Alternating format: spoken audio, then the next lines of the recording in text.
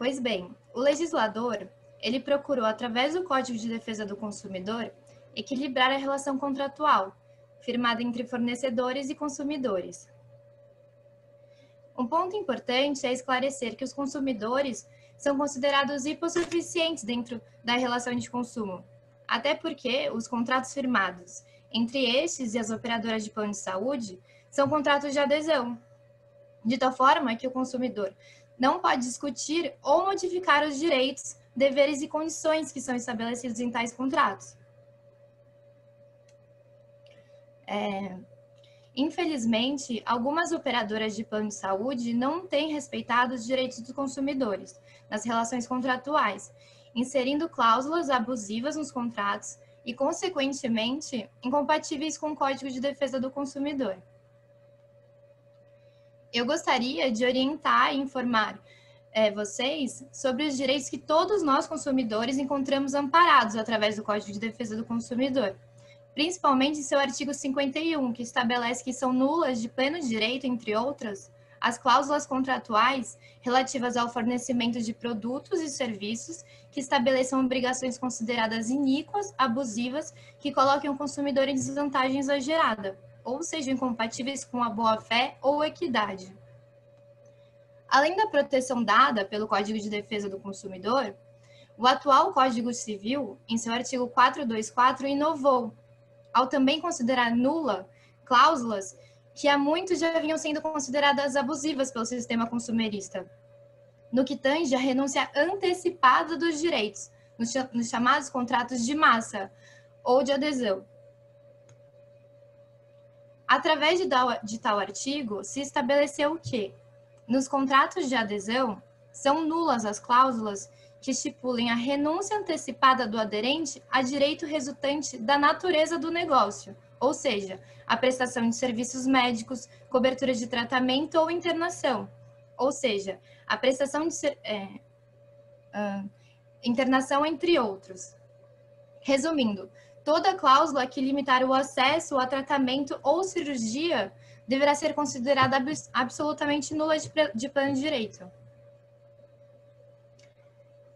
Passada tais considerações, eu gostaria de explicar para vocês alguns casos em que as operadoras de plano de saúde agem em desacordo com os preceitos do Código de Defesa do Consumidor. Na maioria dos contratos que se encontra no mercado atual, vocês vão encontrar cláusulas abusivas que excluem da cobertura a realização de cirurgia para implante de prótese de qualquer natureza. Muitos contratos também possuem cláusulas abusivas que limitam a cobertura de alguns tipos de internação, home care, tratamentos como de câncer e até de HIV, sendo que na maioria das vezes as operadoras de plano de saúde argumentam que a negativa de cobertura se dá pela natureza experimental do tratamento ou por não estar previsto no rol de procedimentos da ANS, sendo que na maioria dos casos o consumidor é deixado em situação de extrema necessidade e vulnerabilidade, pois não podem contar com seus convênios na hora que mais necessitam. Além da proteção dada pelo Código de Defesa do Consumidor e pelo Código Civil, o nosso egrégio Tribunal de Justiça também já sedimentou tal proteção, através da súmula número 102, que prevê que, havendo expressa indicação médica, é abusiva a negativa de cobertura de custeio de tratamento sob o argumento da sua natureza experimental ou por não estar previsto no rol de procedimentos da ANS. Além das hipóteses de exclusão ou limitação de cobertura impostas através das cláusulas abusivas, muitas operadoras de plano de saúde também se beneficiam de contratos que foram pactuados há muitos anos, como é o caso do nosso querido Palma. Nos contratos de plano de saúde celebrados antes de 1998, haviam cláusulas que estipulavam reajuste por faixa etária, porém não estipulavam o percentual em que deveria ser aplicado em cada faixa etária, pois não era uma exigência do órgão fiscalizador da época.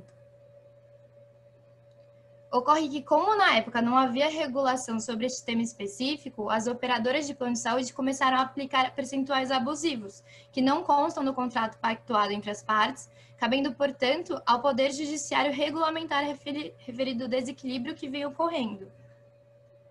sendo que tal regulamentação se deu através do julgamento do recurso especial do tema pelo STJ, números 952, onde ficou estipulado que o reajuste de mensalidade de plano de saúde individual ou familiar, em razão da mudança de faixa etária do beneficiário, é válido, desde que haja expressa previsão contratual do percentual a ser aplicado.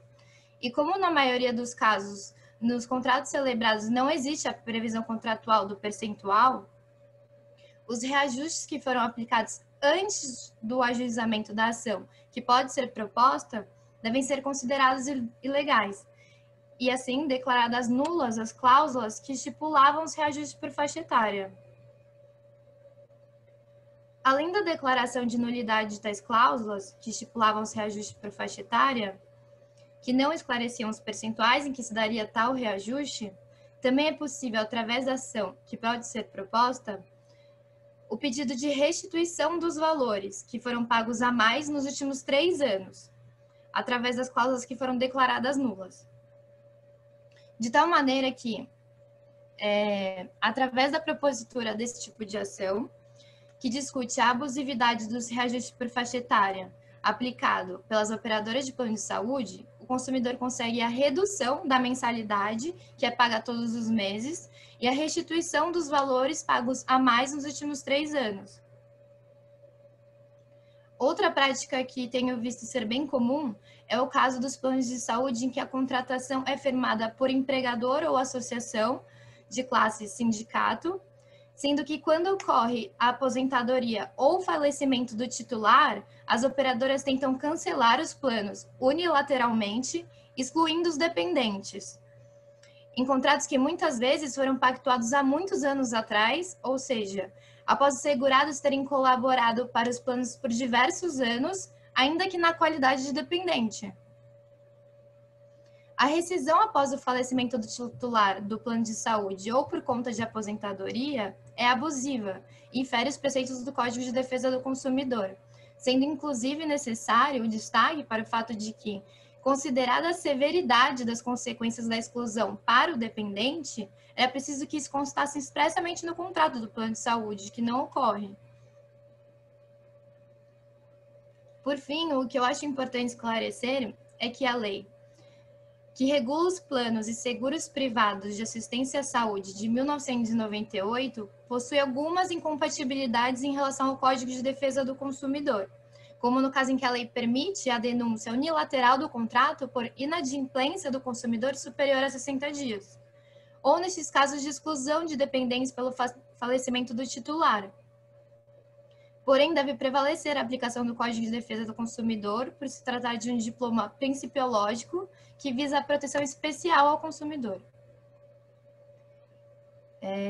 Também é interessante ressaltar que podemos encontrar julgados nos nossos tribunais, condenando as prestadoras de serviço de saúde ao pagamento de indenizações por dano moral aos seus associados, com o fim de ressarcir o consumidor de todo o constrangimento que passa para poder obter os serviços das suas prestadoras.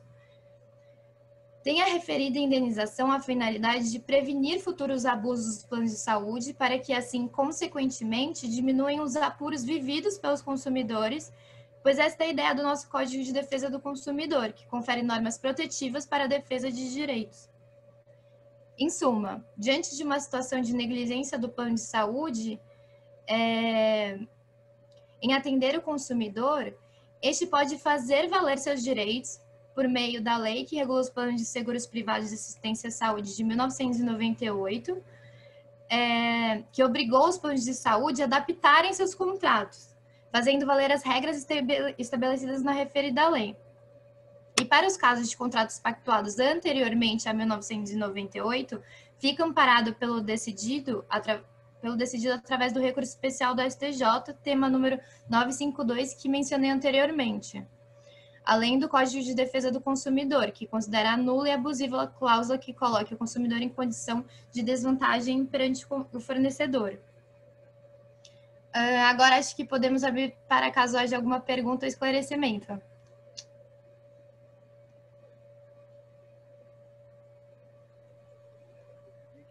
queira fazer pergunta, por favor, aperte o botão do alto-falante e faça as suas perguntas, ok? Eu tenho uma pergunta para fazer para ela. Pode ser? Pode. Obrigado, Rita. Oi, Carlinhos, tudo bom? Pamela, Oi. me parece uma dúvida. Não sei se você pode falar sobre planos de empresa. Não Posso. planos... Pode, né? Que bom. Me diga uma coisa, com quanto tempo um funcionário tem que estar numa empresa para ele sair dessa empresa e poder continuar com o plano, pagando o mesmo plano que ele já paga há muito tempo na empresa? Você sabe me dizer o tempo? Então, eu tenho um caso semelhante a esse, que tem que ver como o que consta no contrato. Mas o Código de Defesa do Consumidor, ele entende que o contrato, quando ele quando é pactuado, celebrado entre as partes, ele tem a ideia de perdurar no tempo.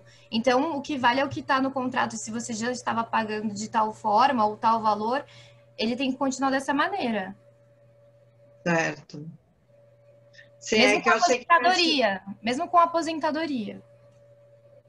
Então, a minha dúvida também era essa, porque tinham me dito que era após 10 anos na mesma empresa, ou acho que no mesmo CNPJ da empresa, né? No caso, eu trabalho num grupo, eu já tive nos 2 CNPJs da mesma empresa, né? E aí eu queria saber se tem um tempo mínimo. Não, eu não sabia que era estipulado no contrato, eu achava que existia uma lei geral, não um contrato particular somente, né, ali com a empresa. Então, é porque assim, quando você faz o contrato, a ideia que esse tipo de contrato tem é de perdurar no tempo. Não é para ele acabar dentro de um ano, ele não é renovado a cada um ano. Você faz o contrato para ele perdurar no tempo, para você ter essa proteção. Então, a ideia é essa, vai ser tudo baseado no contrato que você assinou. Mas a ideia é que ele perdure, que ele continue mesmo com a aposentadoria, ou no caso de quando é um contrato firmado entre o sindicato e o segurado, mesmo que o titular acabe morrendo, que era quem participava do sindicato, a ideia é que o contrato continue até para o dependente. Independente se houve o falecimento do titular ou não, não é para ser feita a exclusão do dependente. Tá certo. Obrigada, viu? De nada.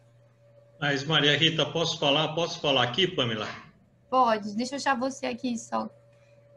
Quem tá falando? José Luiz. Ah, encontrei aqui.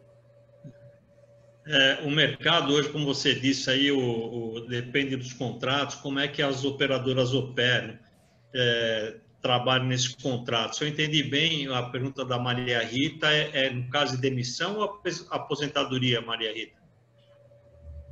Acho que ela estava falando de aposentadoria. A aposentadoria? Porque existe um plano de extensão quando é demitido e eles usam uma tabela que faz uma conta entre o tempo de empresa e o tempo de pagamento desse seguro-saúde, e aí é limitado a 2 anos. Eu entendi que foi demissão. Mas em termos de aposentadoria, também depende do contrato, é o que você falou. Não, o que mais me interessa seria a parte de aposentadoria. Ok. Tanto que por mais que eles apresentem essa tabela, se não estiver no contrato, dá para, por exemplo, a gente tentar justificar que quando foi celebrado o contrato, eles não colocaram já essas informações para você. Daí não dá para eles irem num contrato de adesão ou numa tabela informar isso para você posteriormente. Quando você assinou o contrato, não esclarecia nada disso. É isso que eu quis dizer, a diferença entre juridicamente o que as operadoras pregam e operam em seus contratos. Eu sei que tem suas saídas jurídicas aí tudo, mas dentro de contrato elas realmente tentam, não sei se a palavra é burlar, né? Mas enganar mesmo o consumidor nesse sentido, e aí você tem que entrar com uma ação, né? Normalmente elas tentam aplicar o que é benéfico para elas. E daí quem quiser que procure seus direitos, geralmente é isso. Foi isso que eu quis dizer.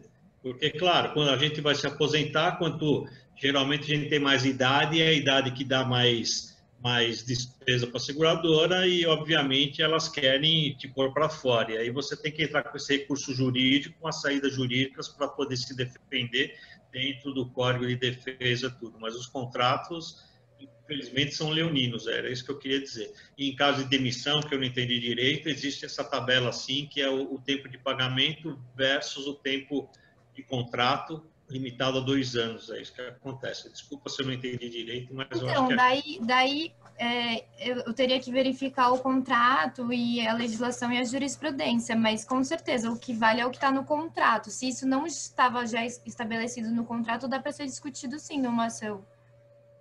Ok, obrigado. Posso fazer um depoimento? Estão me ouvindo? Pode falar, Palma. Pode. Então, o meu caso foi um caso cuidado pela Pamela, que ela me citou. E o que aconteceu comigo? Eu tenho um plano Saúde Bradesco, que é um bom plano, que a partir do momento que eu completei 60 anos de idade, eu passei a ter 2 aumentos por ano. Um determinado pela lei e outro porque eu estava fazendo 61, 62, 60 e assim foi, as coisas se multiplicando. Como o meu plano de saúde era anterior a 98, como a Pamela citou, ela entrou com uma ação, né? E nós fomos vitoriosos, né? Hoje eu estou pagando cerca de 1/3 do valor que eu pagava há 6 meses atrás, alguma coisa assim.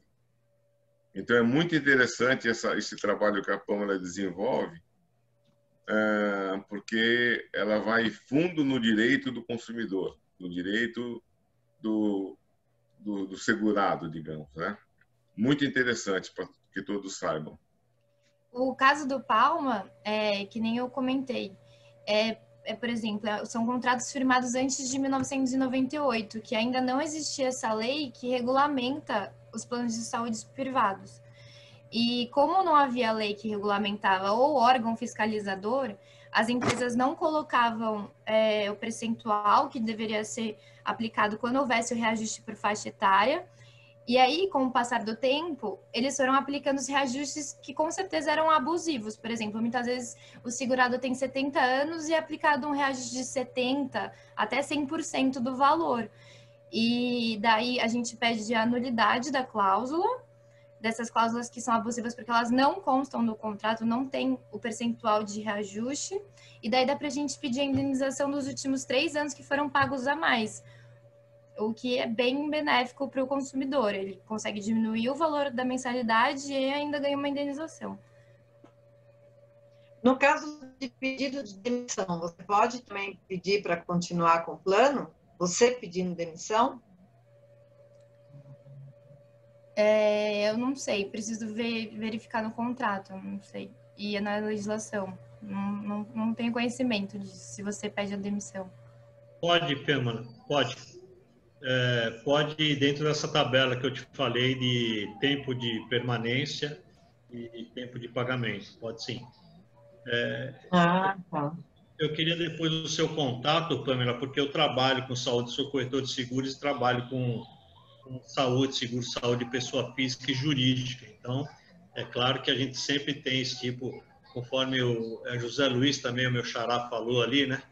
Isso acontece muito de ter que entrar com recurso, poder rever os valores, principalmente como você mencionou agora, chegar numa idade que a gente mais precisa do plano de saúde, a seguradora faz um aumento abusivo que é para poder exatamente te tirar do contrato para não onerá-los, né? E é onde a gente precisa. Então, isso acontece muito. Depois, se você puder me passar o seu contato, a gente sempre vai precisar falar a respeito, sim. Eu vou ficar muito feliz de passar meu contato para você. Eu acho que não só isso, acho que a intenção, às vezes, do plano de saúde não é nem só tirar o segurado do plano, forçando ele a sair por estar a mensalidade muito alta. Eu acho que muitas vezes tem muita gente que acaba pagando e não procura seus direitos, não tenta de alguma forma fazer diminuir a mensalidade e o valor que está sendo pago. E eles acabam ganhando muito dinheiro com isso, né? Como todo seguro.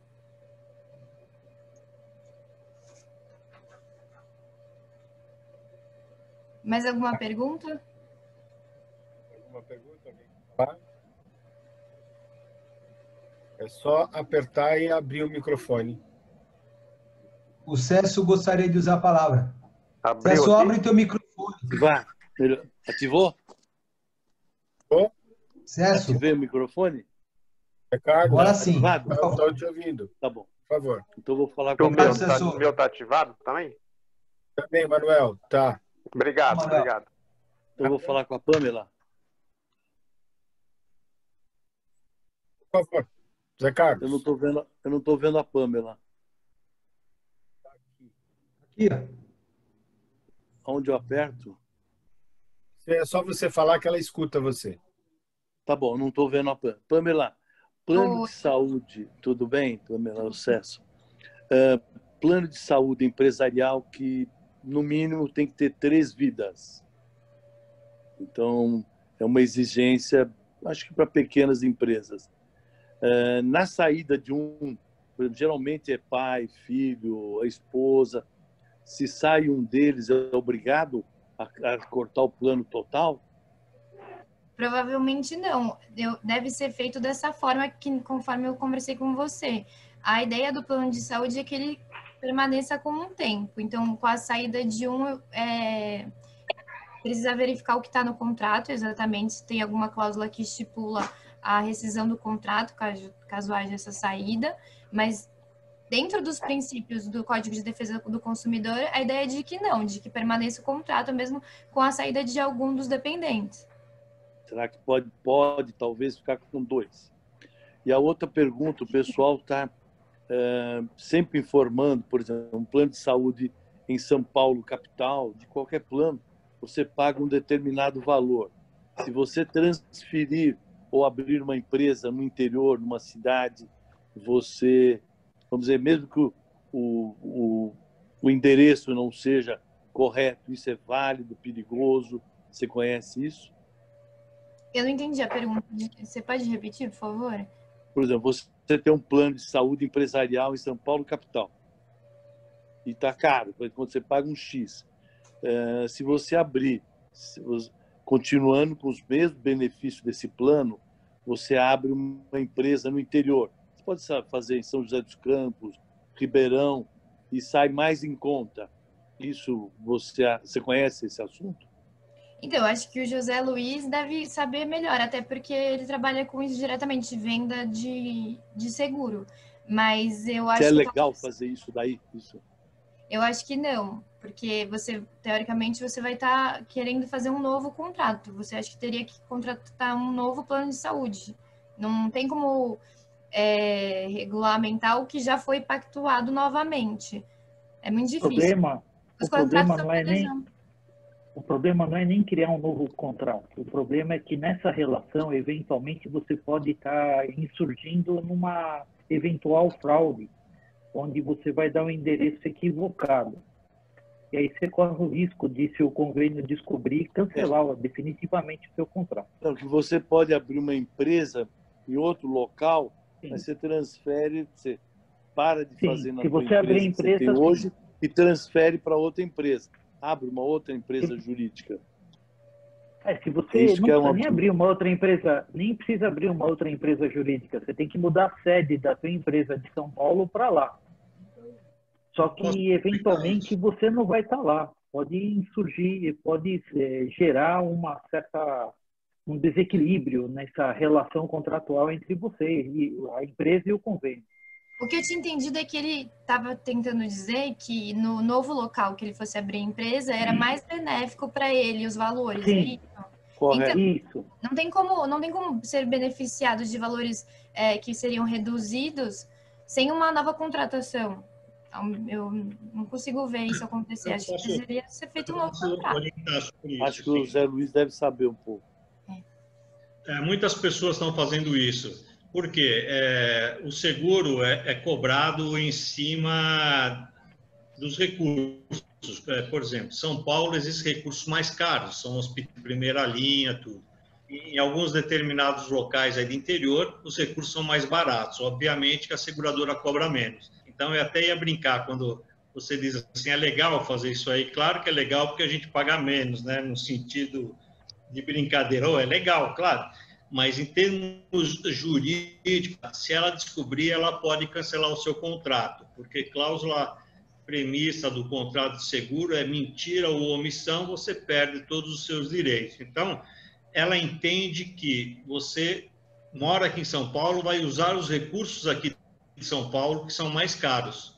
Só que você está pagando uma taxa de recurso mais barato no interior. Então, para ela, isto é ilegal. E ela tem o direito de cancelar o contrato. Nada jurídico, nada contra você. Quando eu falo ilegal, não quer dizer ilegal de ter uma penalidade jurídica, mas ela tem o poder de cancelar o contrato, que esse contrato é bilateral. Ela cancela e você cancela lá do outro lado.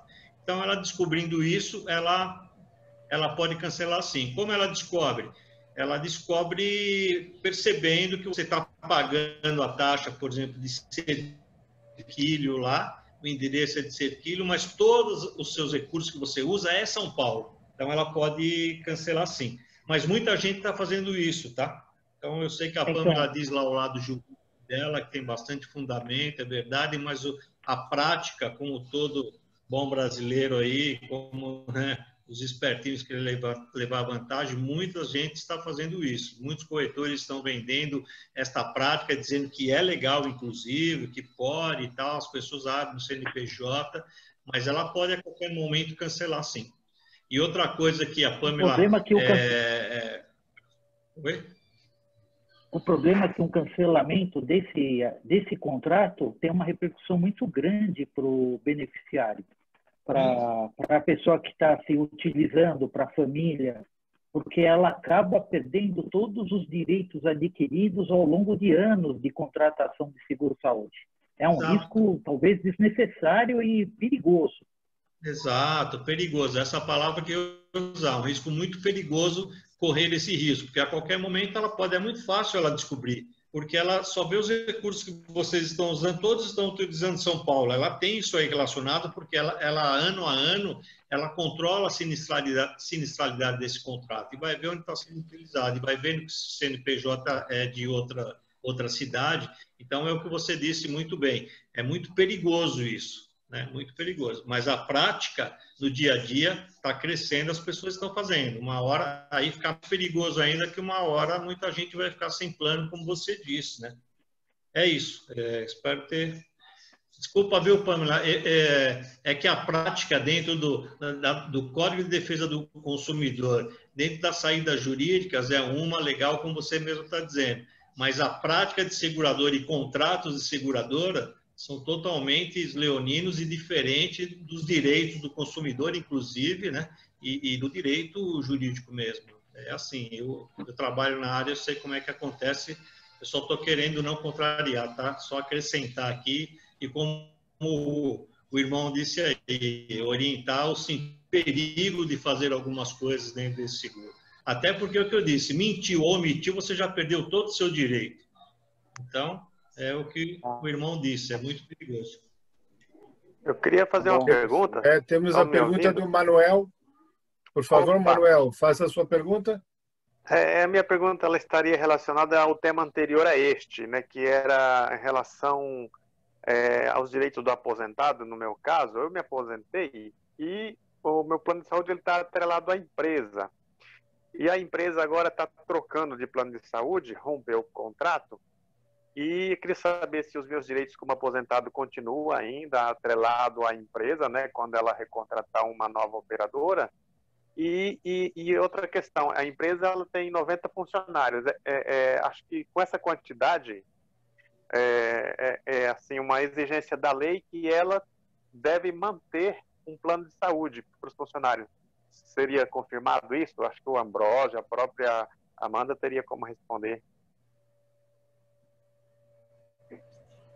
Eu tenho um caso semelhante a esse, que seria uma aposentadoria por invalidez, e logo depois que houve a aposentadoria, a empregada continuou no plano de saúde, e passado um tempo, a empresa ela rescindiu o contrato. E daí, quando ela foi contratar com uma nova operadora de plano de saúde, ela não colocou essa aposentada, e ela teria que incluir ela. Daí a gente entrou com uma ação, uma tutela, um pedido liminar, pedindo para que ela fosse imediatamente colocada no plano de saúde, e também pedimos indenização por dano moral.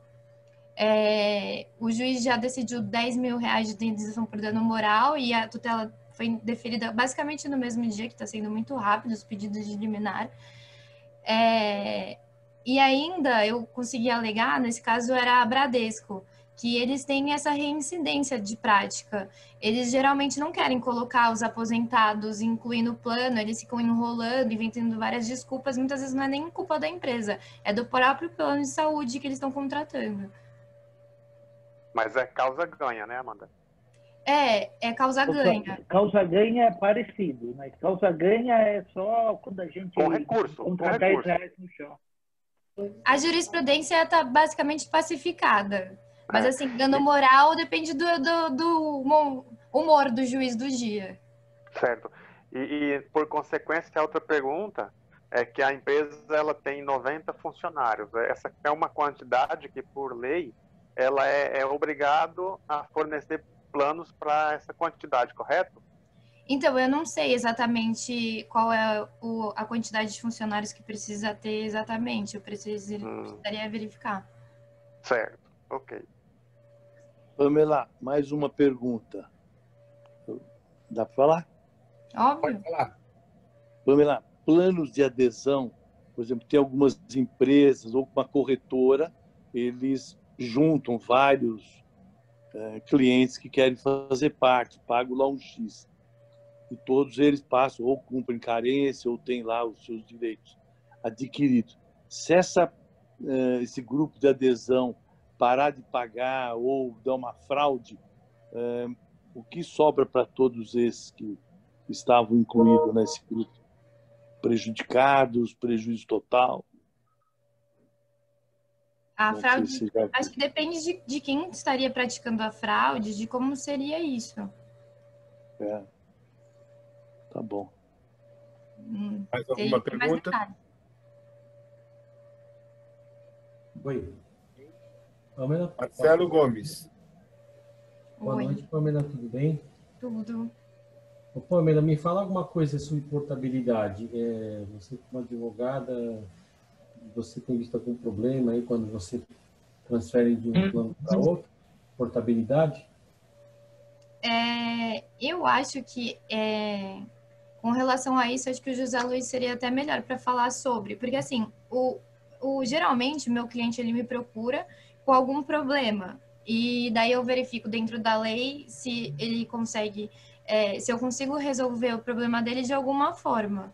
Mas com relação à portabilidade, não tenho nenhum caso desse tipo, sobre portabilidade. Tá. Você vai dar o seu contato aí para todo mundo ou só para quem pedir? Vou passar com prazer. Tá bom. Obrigado, viu? Obrigada a você.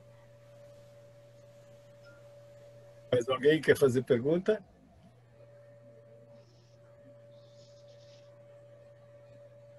Caetano? Sim. Por favor. Por sim? Pamela, meu plano aqui de saúde é um plano corporativo da empresa da qual eu sou sócio. E me preocupa muito, eu já até conversei com você a respeito, me preocupa muito o custo desse plano, porque os planos individuais são muito bem controlados pelas agências reguladoras, mas os planos corporativos não. As agências reguladoras não metem o bico nisso aí. E o resultado é que eles fazem aumentos abundantes durante o tempo todo. E eu estive verificando o meu plano, eu estou nele há 5 anos e meio, e ele está custando para mim, vamos falar de inflação primeiro, nesses 5 anos e meio nós tivemos uma inflação medida pelo IPCA de cerca de 23%.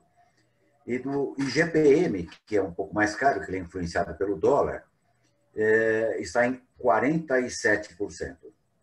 O meu plano de saúde já aumentou nesse período 112%. É um aumento assim relativamente alto se comparado com os índices inflacionários. E eu sei que o plano corporativo não é regido por índice de inflação, né? A gente sabe disso, e sim por índice de sinistralidade. Acho que o Zé Luiz entende mais disso. Índice de sinistralidade. Mas a sinistralidade, eu acho que é um negócio relativo também, né? Porque se apoiar nessa sinistralidade para fazer aumentos tão abusivos assim, eu classifico como abusivo, não sei se é, mas classifico, porque 112% num período em que o IPCA é 20 e o IGPM é 43, é complicado, né? Muito complicado. Então, nessas ações que é discutido reajustes do plano de saúde, não são só discutidos reajustes por faixa etária, também tem os de sinistralidade e os anuais, que muitas vezes as operadoras elas começam a praticar reajuste, esses tipos de reajustes que tem esses 3 e outros, ilegais. Daí, com relação ao que você falou desse tipo de plano empresarial, o STJ, ele só regulou, por enquanto, os planos de saúde individual e familiar, através desse recurso repetitivo que eu falei. Daí tá esperando o julgamento de um recurso repetitivo que vai regular sobre os planos de saúde empresariais, sobre vários temas, talvez até sobre sinistralidade também. O ruim é isso, que, por exemplo, já faz meses que está esperando o julgamento desse recurso repetitivo no STJ. E a gente depende dele. Mais uma, então. Mais uma pergunta. Com a pandemia, o governo postergou os aumentos de todos os planos de saúde por 3 meses. Né? Seria maio, junho e julho, esses 3 meses. Né? E os planos de saúde, o meu reajuste, por exemplo, do plano de saúde seria em maio. E o Bradesco agiu corretamente, ele não deu aumento nem em maio, nem em junho, nem em julho. Acontece que em agosto ele já teria o direito de dar aumento. Mas uma nova medida provisória acabou dando um novo abono para esses aumentos a partir de setembro até dezembro.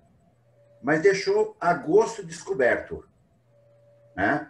Então não podia dar aumento até julho e agora, novamente, de setembro até dezembro. E deixou agosto descoberto. Os planos de saúde, o meu, principalmente, aliás, 2 planos de saúde que eu tenho, né? Os 2 chegaram em agosto e mandaram bala, aumentaram quanto devia aumentar. Então, acho que é uma falha na regulamentação que permitiu essa brecha para os planos de saúde no mês de agosto, certo? E não acho justo isso também, porque se a intenção era prorrogar até dezembro, que incluísse o mês de agosto no meio. Né? Exato. Perfeito. Até eles fizeram... o problema desse tipo de ação, até com relação à legislação, é que existem vários tipos de entendimento dentro da jurisprudência, não é pacificado algumas coisas, e tudo é meio confuso, sabe? Tanto que nem a ANS, primeiro ela obrigou os planos de saúde a cobrirem os testes para testes de coronavírus. Daí passou 2 semanas, eles voltaram atrás. Daí passou 2 semanas, voltou a ser obrigada a cobrir.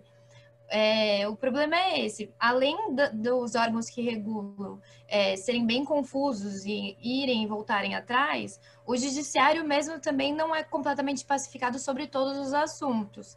Por mais que às vezes um recurso especial, repetitivo, seja julgado no STJ e ele tem o caráter de regular para todos os órgãos abaixo dele, como o nosso Tribunal de Justiça e etc., muitas vezes os juízes não usam o que já foi decidido nas instâncias superiores, nas instâncias menores. Daí a gente fica protelando, apelando, o processo demora muito, sendo que já foi decidido, sabe? É bem difícil e tem que ter paciência.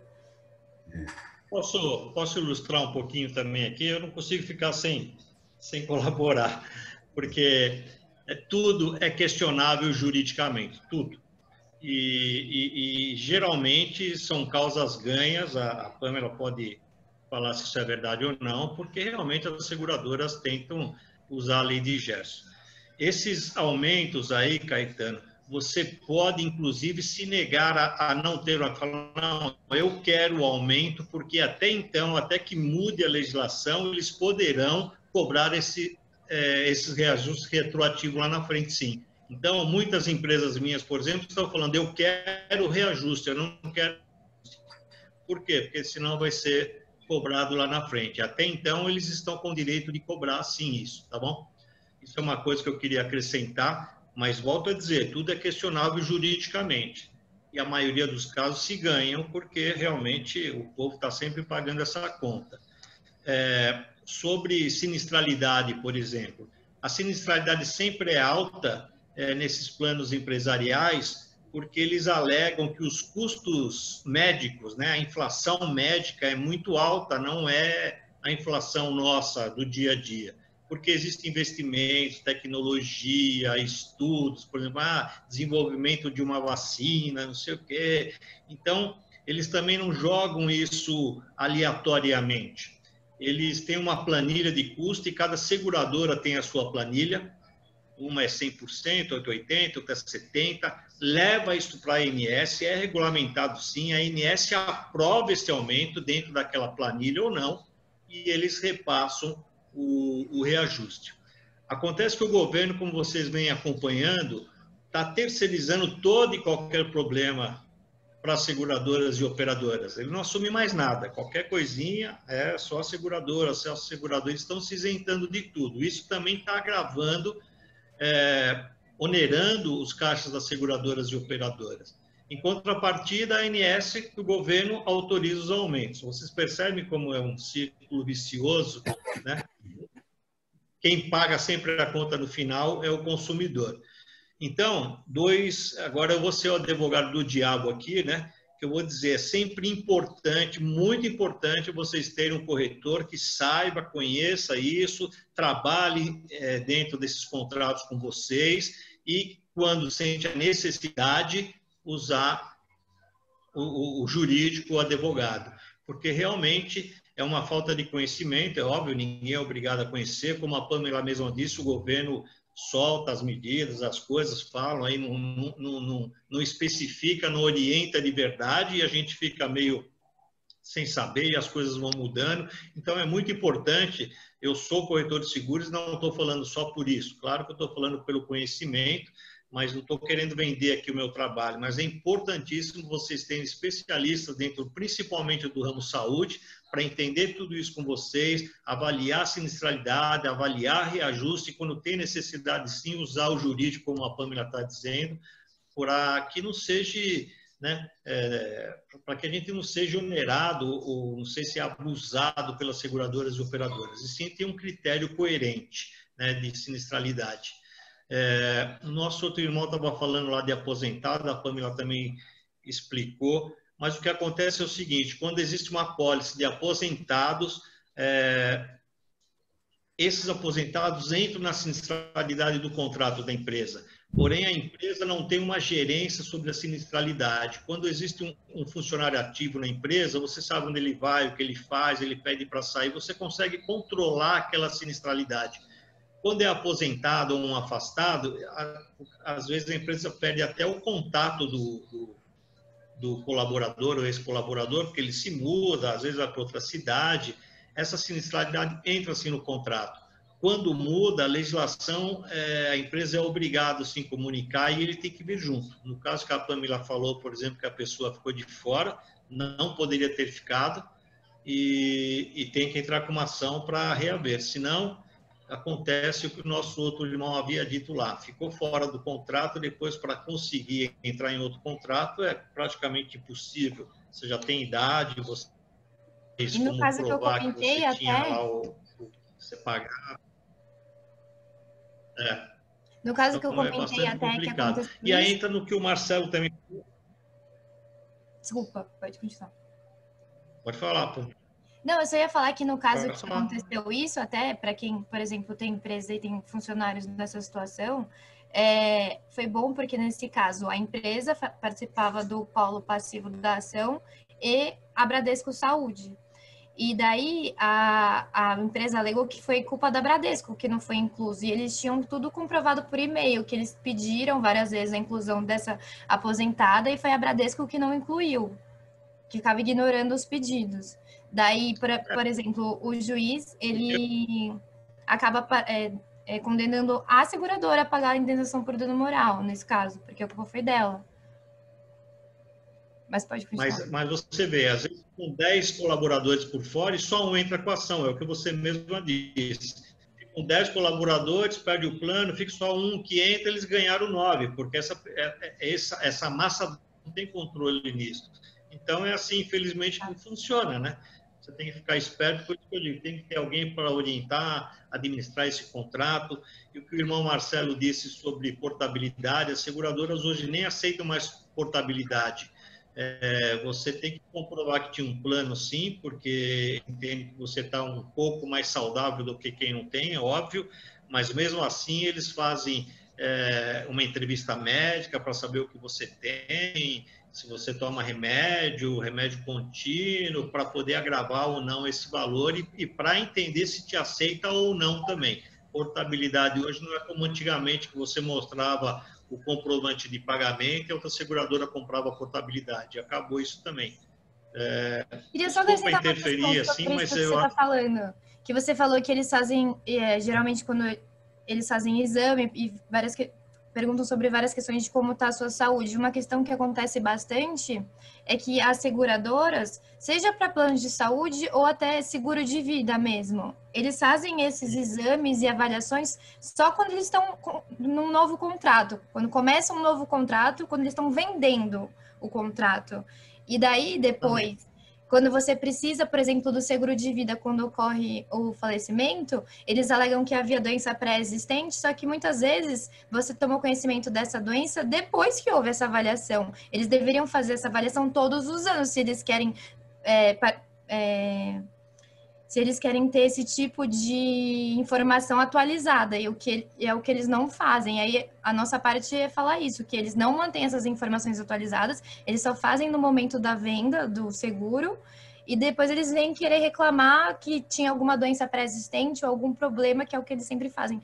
Porque foi que nem você falou, muitas vezes as pessoas não vão atrás dos direitos dela e acaba passando por isso, eles não precisam pagar a indenização do seguro e etc. Exato, até a falta de conhecimento mesmo, a maioria das vezes é isso. Mais alguma pergunta, senhores? Bem, se Pastor? você me permite, se vocês Tem me que abrir permitem... seu microfone, pastor. Oi, Pamela. Tudo bem? Num plano individual, na falta do titular, morreu e tal. E como é que fica? Continua pagando normalmente? Tem que formalizar alguma coisa? Como é que ocorre? Então, o óbito é informado para a seguradora, daí, normalmente, ela vai tentar cancelar o contrato e cancelar o dependente. Daí, a gente entra com uma ação antes do cancelamento, de preferência, e daí a gente pede, porque eles informam antes, né, de excluir o dependente, que eles vão excluir e que vai cancelar o contrato. Daí a gente pede uma liminar, alegando aquilo que eu estava falando anteriormente, que a ideia do contrato, quando ele foi pactuado, é dele permanecer no tempo. Então, mesmo que tenha havido o óbito do titular, os dependentes, eles participaram do contrato desde quando ele foi celebrado, vieram pagando as mensalidades por todo esse tempo, eles também têm o direito de permanecer com todos os direitos que foram adquiridos, independente do óbito do titular. A ideia é isso, o direito do consumidor, ele protege o consumidor, e em específico, nesse caso, o dependente, para que ele permaneça com os direitos que já foram adquiridos, independente do óbito.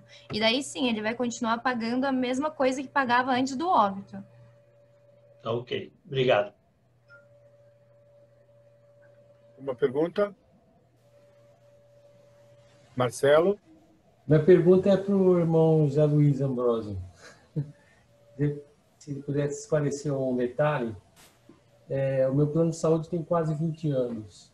Ele não tem mais, o código dele já não existe mais.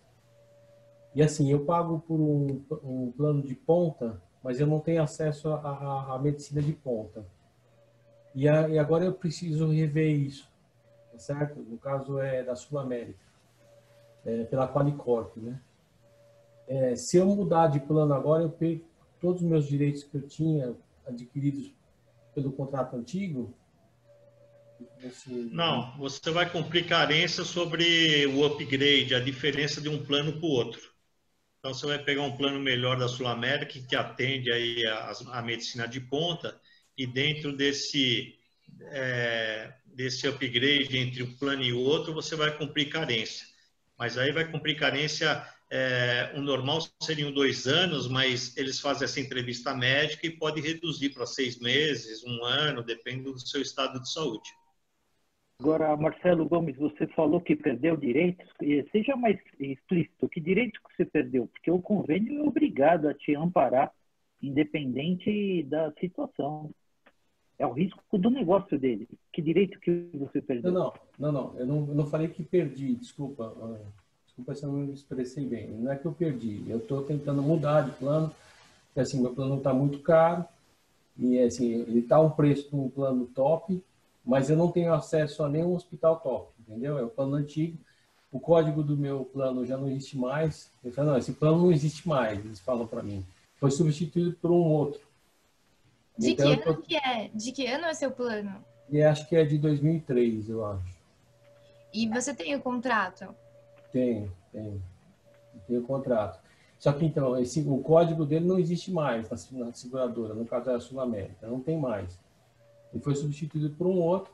Ele é um plano da Qualicorp, né, de grupo, e vem aumentando muito, né, e eu quero trocar.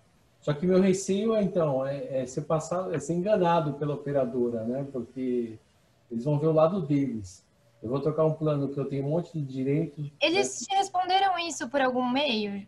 Por e-mail? De que forma? Nossa, é quase impossível falar com eles. Eles não atendem por telefone, eles não falam absolutamente nada por e-mail, não documentam nada. Você, quando consegue falar com o operador, ele só fala verbalmente, ele vai falar nos planos. Eu falei, mas você não pode mandar um e-mail? Não posso mandar nada. Ele vai falando os modelos e os lugares que atendem. Eu falei, não é possível você trocar de plano por telefone, eu falo para ele. Não, mas eu não estou autorizado a enviar nada. Marcelo, eu acho que o seu plano, não pode haver uma mudança unilateral. Eventualmente, talvez, possa estudar a possibilidade de você ter um upgrade sem pagar mais. Se eles falam que o seu código não existe mais, você não vai para o código para baixo, você tem que ir para o código para cima, então você se beneficia. O código, então, agora é o superior, já que o meu sumiu, você não vai descer um degrau, você vai subir um por conta do convênio. É só exato. Pegar o contrato, dar uma lida nele e mandar uma reta. Às vezes os caras precisam, tem gente que vem na terra para colocar os outros na linha. Pois é, mas então... Se der para documentar alguma coisa que aconteça, por exemplo, alguma coisa que você precise do plano e que eles aleguem isso e a gente conseguir documentar através de ligação ou e-mail, daí a gente já consegue entrar com uma ação falando que você não está conseguindo obter tal prestação de serviço por causa disso, do que eles estão alegando, que teoricamente seu plano já não tem mais esse tal código, e daí a gente pede para que ele seja, para que o plano mude para outro código compatível com isso, compatível com o seu plano, mais atualizado. E ainda dá até para pedir algum tipo de indenização por eles estarem negando qualquer prestação de serviço para você, que eventualmente eles neguem alegando esse tipo de situação. Marcelo, mais detalhado do contrato. Mas isso acontece, tá? É um produto antigo mesmo, acontece. Eles não podem esvaziar lá, começam a vender um produto novo por algum motivo que foi aprovado na ANS, ou vem passando a tecnologia, aquilo que eu havia dizendo, vai incluindo novos roles, né, da ANS, que a ANS vai obrigando, e eles criam produtos novos aprovados na ANS. Esse produto antigo fica. Isso acontece mesmo, isso você não está sendo enganado. Só precisa tomar cuidado para pedir o upgrade. Pede o upgrade num produto XY que você queira, os hospitais que você queira, pergunta o preço para ver se é diferente ou não, né? E se você quiser, me passa depois o código desse produto, que eu analiso para você dentro da Sul América o que te cobre mesmo. Mas isso é normal, você não está sendo enganado nesse sentido. Eu entendi que você está dando assim ser enganado, né? É isso. Ou não entender, né? Eles não passarem o que é claro para você. Mas dentro isso acontece mesmo, é assim, dessa forma, fique tranquilo. Tá bom? Você é de São Caetano, Zé Luiz?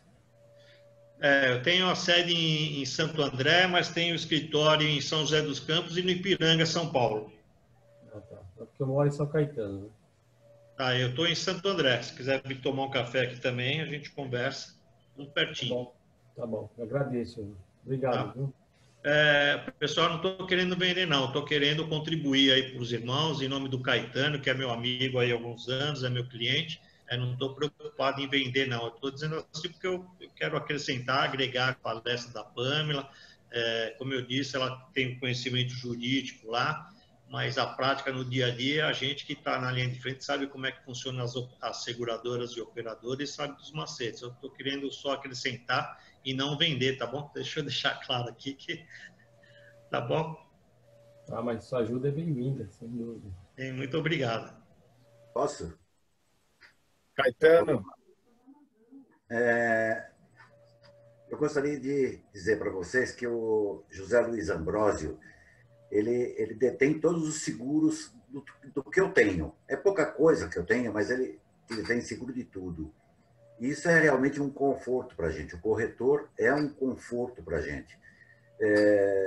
Se me fura um pneu do carro na rua, eu ligo para ele e ele resolve o problema para mim.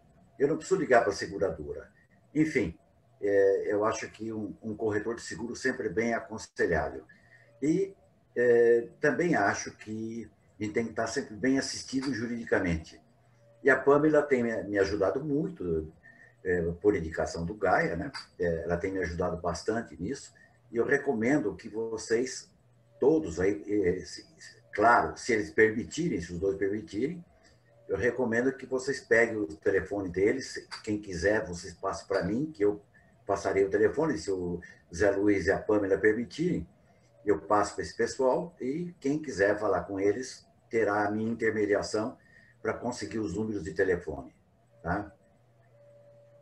E eu não sei como está aí. Tem mais alguma pergunta, gente? Alguém quer fazer mais alguma pergunta? Porque nós estamos com o horário já um pouco avançado, a Pamela está cansada. Eu queria ver se há mais perguntas. Há mais pergunta? O Manuel quer fazer pergunta, Caetano.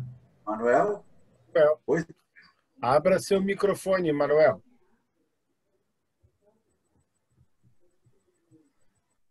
Foi? Foi? Conseguiu agora? Tá me ouvindo? Pode falar. Estamos ouvindo. Justamente em cima do que o amigo falou, dos contatos, né? Você já tem o meu e-mail aí, ou manda direto no WhatsApp. É importante, acho que, ter o contato da Amanda e do Ambrósio. Eu agradeço muito. Pode contar conosco, obrigado. Muito obrigada. Vocês permitem, né, o Zé Luiz e a Pamela, que eu dei o telefone de vocês? Sim, um claro. prazer, muito obrigada. Você pode centralizar em mim, que eu transfiro isso. Okay. Mais alguma pergunta, gente? Tá ok, muito obrigado. Então, meus amigos, o Venerável Mestre hoje pediu para que eu fizesse o encerramento, é o que eu vou proceder. Na verdade, foi uma palestra muito boa da Pamela, e tivemos uma co-assessoria aí do Ambrósio, que numa outra área, num outro campo, ele nos elucidou muito. Eu agradeço a Pamela, principalmente a ela, que nos prestigiou com palestra magnífica, e o Zé Luiz Ambrósio, que assessorou bastante aí, que também esclareceu muita coisa para nós. Eu que agradeço a oportunidade, muito obrigada. Nós aqui temos que agradecer. Muito obrigado, viu, Pamela? E quero agradecer a presença de todos, e inclusive dos nossos queridos irmãos de outras lojas que estão presentes aqui, como é o caso do Roque e do Tchê, o próprio Ricardo Augusto Machado está aqui entre nós, né? E Pastor está aqui também. Eu nem sei se eu consigo citar o nome de todo, porque eu não estou vendo todo mundo aqui. O Regueiro lá também, o Rodrigo Barrio Nevo. Muito obrigado, viu, gente? Eu agradeço a presença de todos vocês e uma boa noite para todos. Boa noite, Caetano. Boa noite a todos. Boa noite, gente. Boa noite, Caetano. Boa noite, obrigado gente. a todos. Boa noite, pessoal. Parabéns, Pamela. Foi muito legal. Boa noite. Boa noite, boa noite. Boa noite. Boa noite a todos aí. Boa noite a todos. Parabéns, pessoal. Boa noite. E boa noite a vocês todos. Cheguei um bocadinho atrasado, mas de qualquer forma de vocês. E, Pamela, muito obrigado. Talvez eu tenha que conversar contigo também. Já conversei diversas vezes e diversos problemas com o seu pai, mas talvez eu tenha que realmente falar a respeito de plano de saúde contigo. Obrigado. Tudo de bom. Boa noite. Tchau, meus irmãos. A todos aí. Boa noite para todos. Boa noite.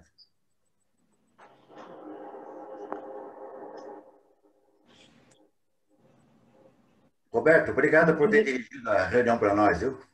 Está gravado, eu agora vou dar uma editada e aí entrego para o Hermes e aí ele faz a distribuição, tá bem? É porque já tem gente pedindo. Obrigado, Roberto. Parabéns, Carlinhos, parabéns, Caetano, pela iniciativa. Parabéns a todos aí. Muito legal, viu? Gostei muito. É uma honra estar com vocês. Bom. De onde eu estou? Aqui, Obrigado pelo convite, viu? A honra é toda nossa. Aliás, o prestígio que você tem permitiu que a gente tivesse a Pamela fazendo uma palestra para nós aqui. Muito obrigado, meu irmão. Parabéns, parabéns. Valeu. Olha, Tchau. teve E uma aí, época, Caio? Fala. época da nossa vida, eu, Renato Sansoni, que é presidente da ANS, era amiga nossa, era a Maristela Gregory, né, Renata? Exatamente. Colega de turma na PUC. Muito legal. Muito bem. Parabéns. Tá vendo que a geração já está honrando o nome, hein? Parabéns. Já assumiram aí o bastão, agora aqui eu sou Isso igual aí, o Fernandão. isso aí. Eu espero ficar igual o Fernandão, assim, bronzeadão na praia. Muito bem. Falou, gente. Boa noite a todos. Boa noite. Vamos ficar. Boa noite a todos. Boa noite. Vou tomar o cuidado agora de apagar para todo mundo, porque se eu desligar aqui, eu desligo todo mundo, tá bem? Boa noite a todos. Boa noite para todos. Boa noite. Alô, pastor. Obrigado, pastor. Boa noite. Valeu, Carlinhos. Sucesso aí na gestão. Obrigado, pastor. Valeu, Tchê.